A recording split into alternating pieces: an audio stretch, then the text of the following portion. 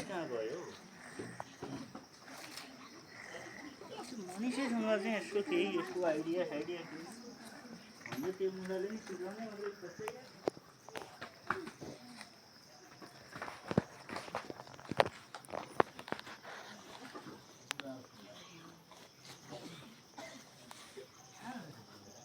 ओ मनिष हो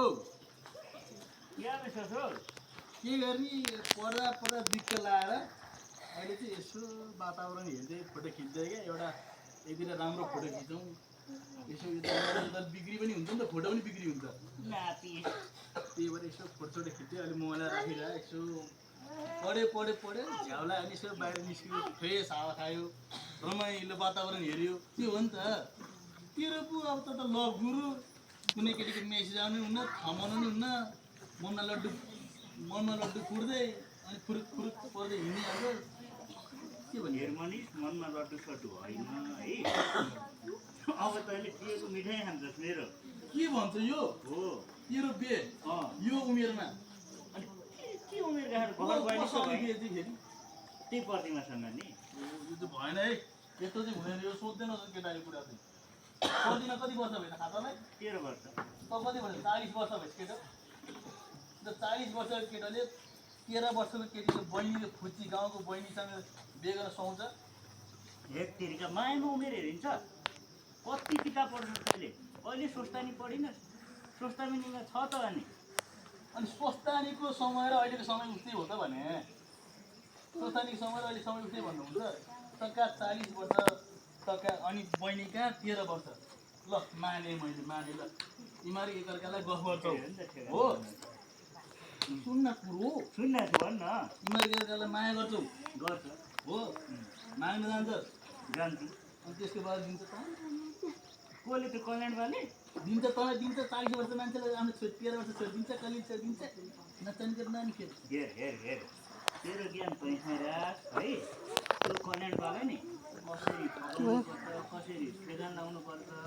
कसरी छोरी दिनी बनाउनु पर्छ त्यो मलाई थाहा ल अब यो कुरा मलाई थाहा क्या म मिलाउँछु हेर म मिलाउँछु हेर है केटा म मिलाउँछु होइन म मिलाउँछु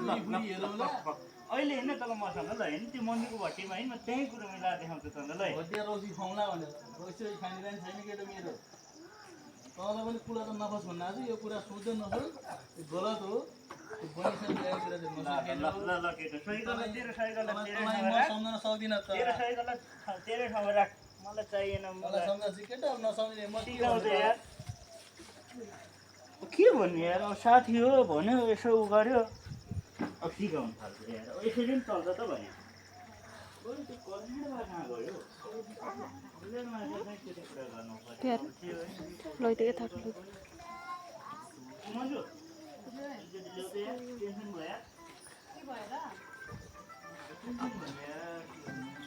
हेलो कल्याण बा हजुर अनि आउनुहोस् न त हौ मन्जुको भट्टीतिर यसो ल म आएँ ल अब उत्र श्याम बस ओ बल्लु भाग्य मानी हजुर लिएर जान बिन्दास छ बिन्दास छ अहो साउनी जस्तो रौसी त्यस्तै मान्छे जस्तो मान्छे त्यसै छ अहिले कस्तो राम्रो हो ओ जय शम्भु यस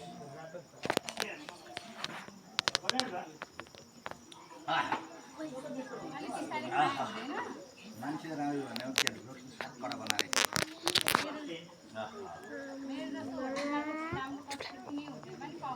जिउ श्रृङ्ग भयो नि हजुर बल्ल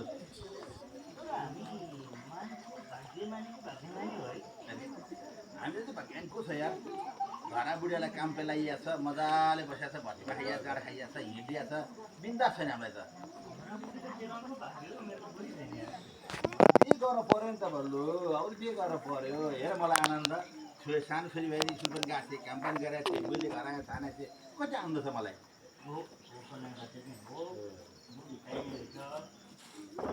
हजुर ल त ल सिकाएपछि कुरा त कति आउने है तिमीहरूलाई तिम्रो अगाडि कुरा त मस्यौरा चाहिँ फुले जान्छ नि हो।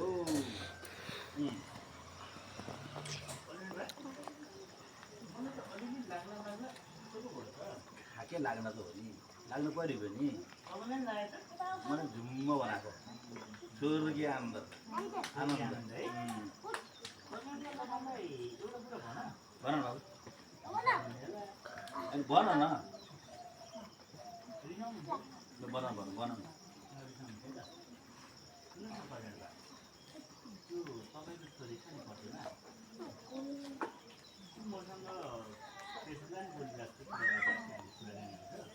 के रे बल्लु बनाइ के तिमीले तिम्रो उमेर कति अनि मेरो 13 वर्ष छ तिमीले के भनेर मागे अहिले अप्ठ्यारो लाग्दैन तिमीलाई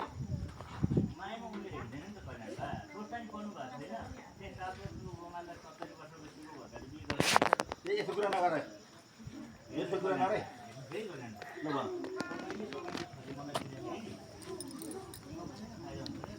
मलाई के फाइदा ल भन त म एक्लो छोरा है एक्लो छोरा मात्रै होइन बाबामा छैन घरमा एक्लै मलाई त छोरी मात्रै दिनु हुन्छ दाइजो कुपार केही दिनु पर्दैन हो केही दिनु पर्दैन बा अनि बिहे पनि छ नि हामी धुम धडाका साथ गर्दैनौँ क्या एकदम सस्तो तरिकाले यहाँ तपाईँको उमेर ल्याउनु मलाई ढिङ्गो लगाएर पठाइदिनु ल बिहे पनि सक्छु अब त त्यति मात्रै हो र भने बा भन त म यहाँ तपाईँलाई 1 महिनासम्म फ्री जानु आम्मा एक महिनासम्म फ्री फ्री मेरो छोरी बल्लुले पायो मैले दिएँ बच्चाहरू अलिकति पनि लाज लाग्दैन छोरीलाई रोक्सीसँग दाज्यो ए चुप लाग छोरीलाई रोक्सीसँग सस्तो बनायो होइन तिमीहरूले अहिले बिहे गर्ने बेला उमेरको केटी अब बिहे गर्ने एउटा केटाले मागेपछि मैले दिएँ त के नराम्रो रोक्सीलाई छोरी बेच्छौ कि के हो यस्तो कुरा नगर न तिमी बुझ्दिनौ के बुझ्दिनौ होइन है कल्याण दा तिमीलाई कानुनी मुद्दा लाग्ला नि फेरि बाल मैले त 11 वर्षमा 7 वर्ष केटी बिहारी मलाई केही भएन अब के हुन्छ पहिलाको जमाना जस्तो हो र अहिले पनि यस्तो कुरा नगर नानी बल्लु अब तिमी बेलामै बुद्धि पुऱ्याउने मेरो फेरि भन्दै जस्तो गर बोल्न देऊ न बोल्न देऊ पछि त बाँचिरहन्छन् नि तोड्दै कि तिमीले मेरो छोरी पायो अबदेखि बल्लु मेरो ज्वाइँ म घर जान्छु ल म घर गएँ ल छोरी पायो ओ मन्जु अब हजुर यो बोतल ल्याउ त घरमा राख्नु घर गएर बुवा जानु पर्यो पैसा चाहिँ 6 महिनापछि दिन्छ है भइहाल्छ गीता गीता गीता ढोक्रा गीता अहिले कहाँ मरियो कति पर भने यदि मध्य रातमा आएर खाइ ढोका मैले भने टाइममा आउनु पर्दैन तेरा भाइ नि आमालाई पेट दुख्यो भनेर लाग्यो म त सुत्नु भने कति बेर पुग्नु पो आउनु भएन कस्तो रोगीको सन्तान दिएर रहेछ कहिले टाउको दुख्यो भने कहिले पेट दुख्यो यदि ढिला आउने हो तपाईँ होइन किन बोलाछ भने राति राति कतै गयो मान्छे आँखा गरेर हरन्न सुत्या छ कुरो पर्दैन पढ्ने छोरीलाई पढ्न दिएछ खालि रातभरि रक्सी ढोके आयो अनि हिँडेर करा हे भगवान् किन बिहे गरेछु मैले हिँड्न छोरी नराम्रोसँग पढ्न दिएछ खालि रक्सीको भट्टीमा बाँच्छ अझै आएर खालि झगडा गर्नु मात्रै जिन्दगी त अब पो दामी हुनुभयो त यार ओहो यार जिन्दगी त के हो नि त अनि कल्याण भएको कलिली छोरी अनि मेरो बुढी ओहो भगवान् त्यसुके माता धन्य छ तिमी यो खुसियालीमा त सेलिब्रेसन त बन्छ त यार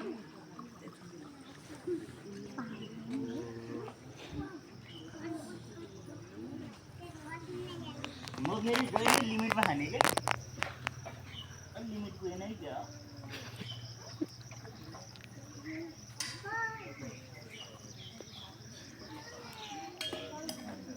लिमिट पुगेछ आजलाई लिमिट पुग्यो जान्छु यार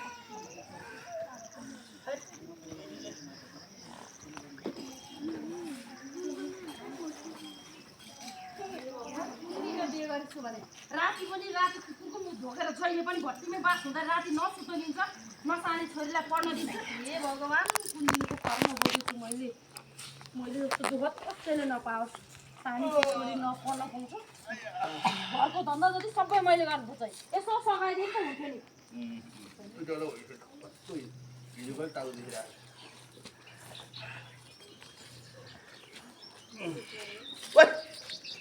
काम मोरी भनेर यहाँ बढाएर आएको थियो काम देखायो अहिले यसो चिया ल्याउँछ भनेर त अब ओछ्याना बसिरहेको छु चिया ल्याउनु त कहाँ काम देखायो अहिले अब बिहान उठेर घरको धन्दा यसो सघाउन चाहिँ हुँदैन तपाईँले राति पनि नसुत्न दिएछ न छोरीलाई पढ्न दिएछ दस बेला त्यो छोरी पढाएर के गर्थे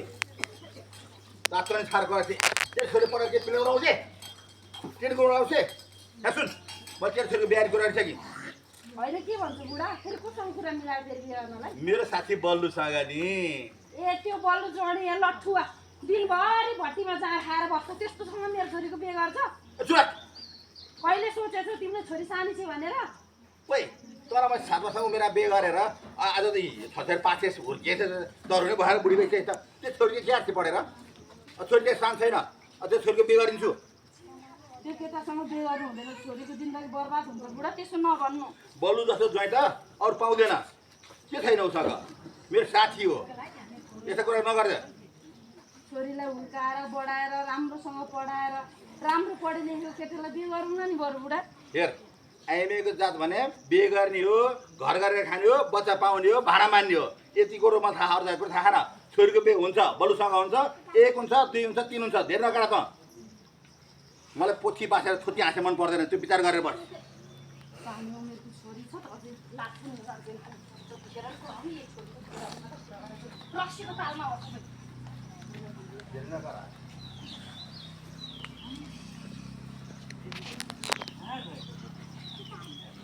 बल्लु त म भेट्दै रिस उठेर म के भन्छ किन बोलाएको किन बोलायो किन कतिसम्मको फटा भन्छ के गरे मैले गरेँ के भन्नु कल्याण बेला रौसी खाएर त्यसको छोरीको हातमा धेरै नगर नाख्ने रगत माया लाग्छ नि त मलाई त्यो पढ्दिन बस्न माया लाग्छ भन्नु के मेरो बिजो परेन लिनु परेन सोच्दा नि पढ्क्या रक्सी खुवाएर चाहिँ माग्नु हुन्छ यार अर्का छोरी पाप लाग्दा तँलाई त नर्क जान्छ नि केटो छोरी पापले औका त अहिले हेर्नु तपाईँ नि मुला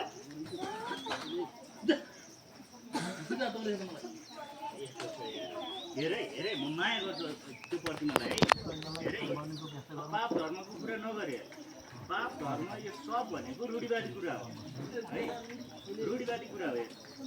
पाप धर्म केही पनि छैन स्वर्ग नर्क केही पनि छैन जे हुन्छ यही पृथ्वीमा हुन्छ बाँचुन्जेल म जान्ने हो यसै पनि छोटो छ म जान्ने